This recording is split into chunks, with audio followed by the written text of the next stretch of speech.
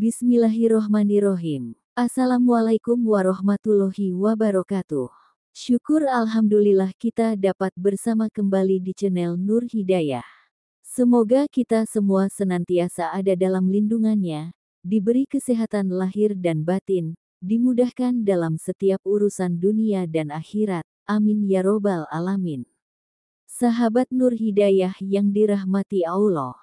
Pernahkah kita, dalam kesibukan mendoakan orang lain, lupa untuk mendoakan diri sendiri? Pernahkah kita menghadiahkan bacaan Al-Fatihah untuk orang yang kita cintai, untuk yang telah wafat, untuk orang tua, guru, atau teman? Namun lupa bahwa diri kita sendiri juga butuh kiriman doa.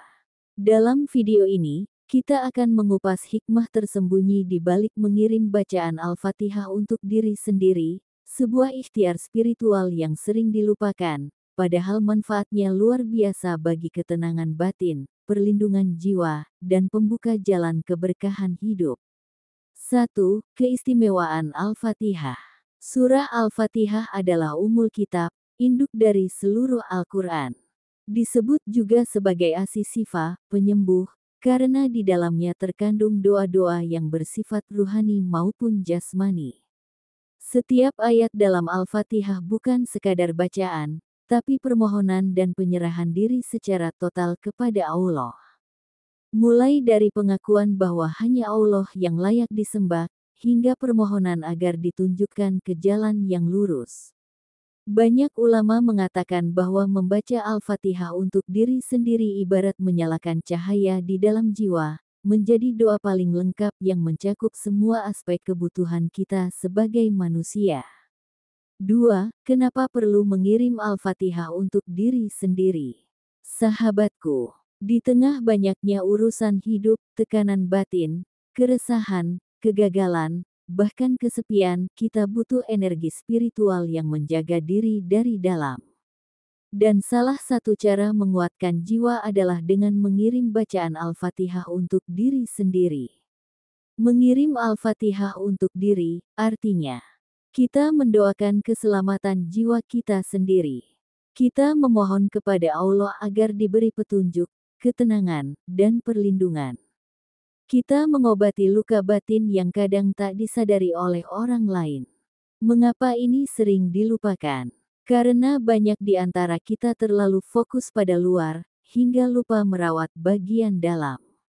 Kita merasa tak pantas mendoakan diri, padahal Rasulullah sendiri selalu mendoakan kebaikan untuk dirinya.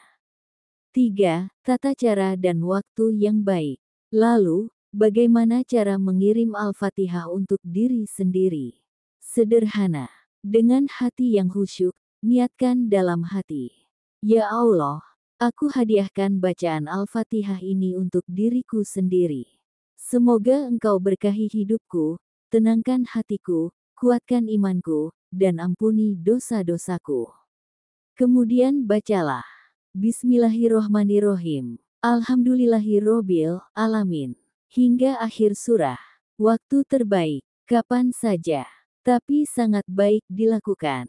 Setelah salat, saat merasa lemah, sedih, atau cemas. Sebelum tidur, atau ketika hendak memulai hari, agar diberi keberkahan dan perlindungan sepanjang hari. 4. Faedah spiritual. Apa faedahnya? Banyak sekali. Hati menjadi lebih damai. Pikiran lebih jernih. Merasa lebih dekat dengan Allah. Mengurangi rasa takut, stres, dan cemas. Membuka jalan kemudahan dan perlindungan dalam menjalani hidup. Ini bukan amalan aneh, bukan pula ajaran baru. Tapi justru bagian dari doa diri yang diajarkan dalam Islam, untuk selalu memohon kepada Allah dengan kerendahan hati. Sahabat Nur Hidayah yang dirahmati Allah.